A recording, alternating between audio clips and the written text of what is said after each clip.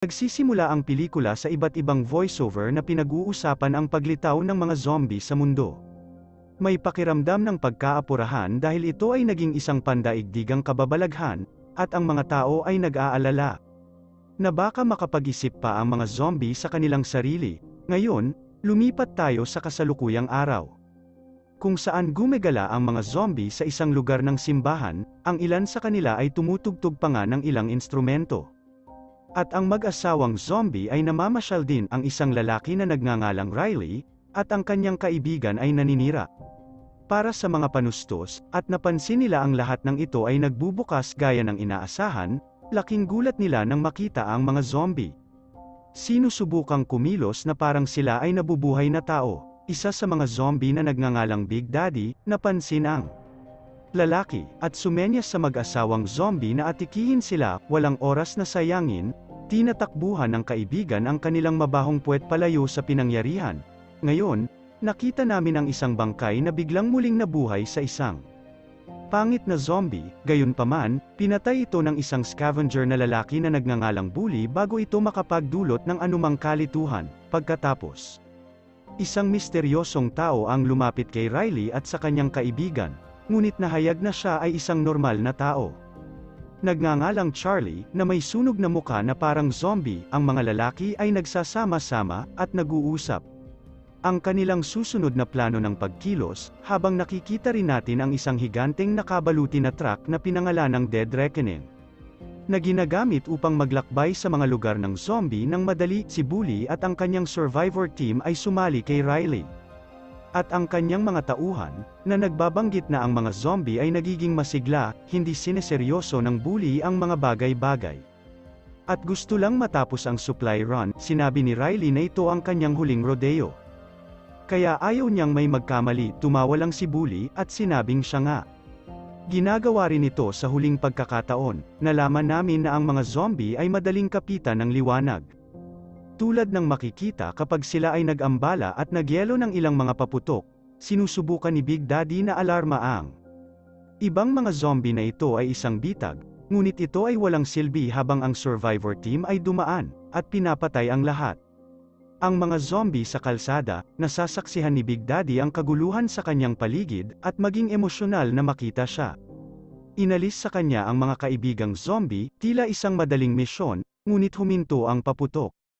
At bumalik sa katinoan ang mga zombie. Pinatay ni Riley ang isang kalbong zombie para iligtas si Charlie. At ang Dead Reckoning truck ay naglaro sa pamamagitan ng pagbaril sa tonelada ng mga zombie, at sinabi sa kanya na bumalik kasama ang kanyang kaibigan, ngunit hindi niya ito pinapansin dahil gusto niyang uminom ng alak. Ang kaibigan, si Bully, at ang kanyang mga tauhan ay pumunta sa isang lokal na tindahan at nag-imbak ng mga bote ng booze. Ngunit si Bully ay inaatake ng isang nakatagong zombie. Isang maikling pakikibaka ang sumunod, ngunit sa kalaunan ay nagawa niyang patayin ito nang walang anumang tulong mula sa kanyang mga kaibigan. Ang mga lalaki ay nag-impake at umalis, ngunit ang kaibigan ni Riley ay nakagat ng isang zombie guard. Hinahabol siya ng zombie guard, pero si Riley dumating at pinatay ito. Nais niyang iligtas din ang kanyang kaibigan, ngunit sinabi ni Bully na pinakamahusay na patayin siya bago siya maging zombie. Ayaw gawin ito ni Riley, ngunit iniligtas ng kanyang kaibigan ang lahat. Ang drama, at kinunan ang sarili para tapusin ang mga bagay-bagay. Nakaka-emosyonal si Riley, kaya tinawag niya itong gabi. Ang koponan ay umalis sa lugar ng zombie, ngunit pinamamahalaan ni Big Daddy na nakawin ang isang AK-69 na rifle mula sa isa sa mga bikers sa proseso. Siya ay umungol sa koponan habang sila ay sumakay, ngunit nag-load din ang baril upang maghanda para sa digmaan. Pagkatapos ay pinamunuan niya ang hukbo ng zombie na maghimagsik laban sa mga tao. Ngayon, sina Riley at Charlie ay patungo sa isang lungsod na tila inabandona. Gayunpaman, may isang gusali sa lungsod na tinatawag na Fiddler's Green. Luho pala ang gusaling ito, tirahan kung saan ang mga mayayamang tao ay masisiyahan sa komportableng buhay dahil sila ay protektado ng mga hangganan.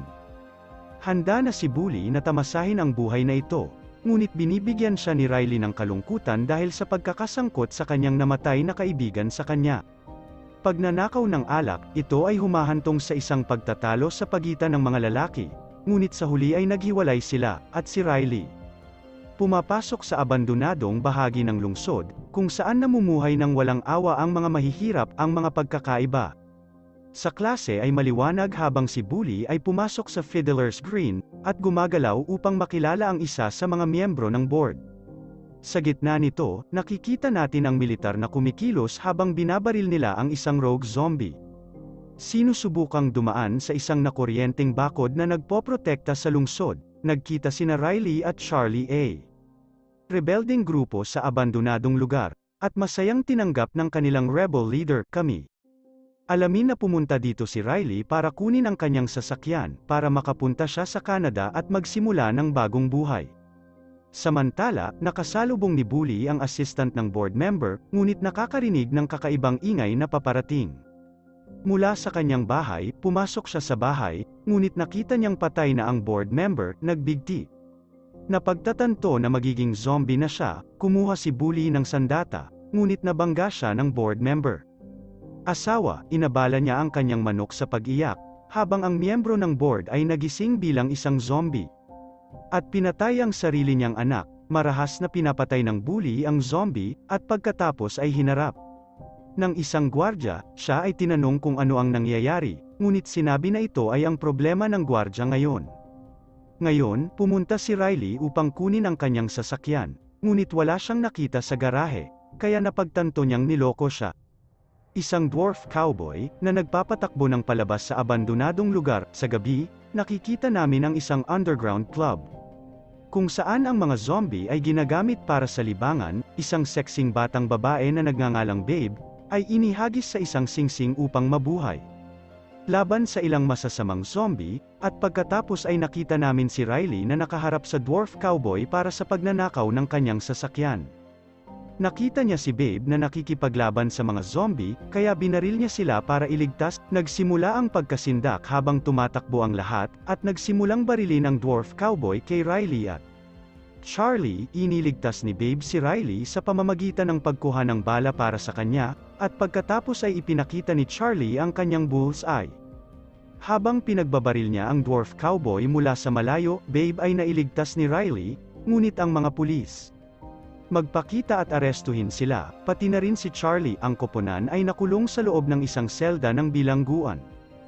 At pagkatapos ay ipinaliwanag ni Babe na ang mga ilegal na club na ito ay pinamamahalaan ng malaking boss, si Beardy, na kumokontrol sa Fiddler's Green. Nagsisimula siyang magsalita tungkol sa kanyang trahedya na kwento, pero si Riley ay hindi interesadong marinig ito, dahil ang lahat ay pareho sa pahayag ng zombie na ito. Pagkatapos nito, nakita namin si Big Daddy kasama ang kanyang hukbo habang sinusubukan nilang pumasok sa lungsod. Ginagamit ni Big Daddy ang kanyang utak na zombie, at sinabi sa isang butcher zombie na gamitin ang kanyang kutsilyo, at buksan ang isang butas sa isang kahoy na pinto. Sa paggawa ito, nakita ni Big Daddy ang isang grupo ng mga nakabiti na zombie na ginagamit para sa target na pagsasanay. Dahil dito, umungol siya.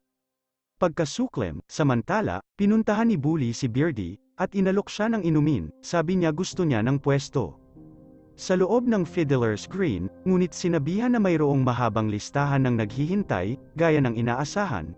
Nagagalit si Bully, ngunit tinawag ni Beardy ang kanyang bantay, at sinabihan si Bully na mawala. Inutusan pa niya ang kanyang bantay na wakasan ang Bully, ngunit nabigo siyang gawin iyon, habang hinahampas ni Bully ang baril mula sa kanyang kamay, at pinatumba siya. Bully tapos nagtitipon kanyang koponan upang nakawin ang Dead Reckoning truck, at gamitin ito para sa leverage. Pumunta siya sa kampo ng militar, at sumusubok na pumasok sa Dead Reckoning truck, sa pamamagitan ng paggamit ng expired na pass. Gayunpaman, napahinto siya ng base commander, at nagiging interesante ang mga bagay kapag si Big Daddy at ang kanyang hukbong zombie magpakita. Isang mabangis na pagsalakay ang sumunod, habang ang mga zombie ay pumasok sa kampo ng militar at nagsimulang umatake. Lahat ng mga sundalo, sinasamantala ni Bully at ng kanyang koponan ang pagkakataong ito upang makatakas kasama ang Dead Reckoning truck. Ngunit hindi nila tinutulungan ang sinuman sa mga sundalo. Habang tumetakas si Bully, natutunan ni Big Daddy kung paano gamitin ang kanya AK-69 na rifle, kaya galit niyang binaril ang Dead Reckoning truck, sa pagkabihag ng kampo ng militar. At nasakop, si Big Daddy at ang kanyang hukbong zombie ay lumipat pa sa lungsod, nag-aalala ito kay Beardy. At pagkatapos ay nakatanggap siya ng tawag mula kay Bully, na humihingi ng $5 milyong bilang pantubos, kung hindi ay pupunta siya. Atakehin ang lungsod na pinangalan ng Fiddler's Green, ayaw makipag-ayos ni Beardy sa isang terorista. Kaya nagpasya siyang tumawag kay Riley para humingi ng tulong, matapos kunin si Riley ng ilang gwardya. Ipinahayag ni Charlie kay Babe na iniligtas siya ni Riley mula sa isang apoy, na nagpapaliwanag sa kanyang nasunog na mukha. Ngayon, nakilala ni Riley si Beardy, na nagsabi sa kanya na kailangan niya ang Dead Reckoning truck pabalik na bunyag na. Na si Riley ay ang isa, na nagdisenyo ng truck sa unang lugar pagkatapos ng maikling labanan sa Ego.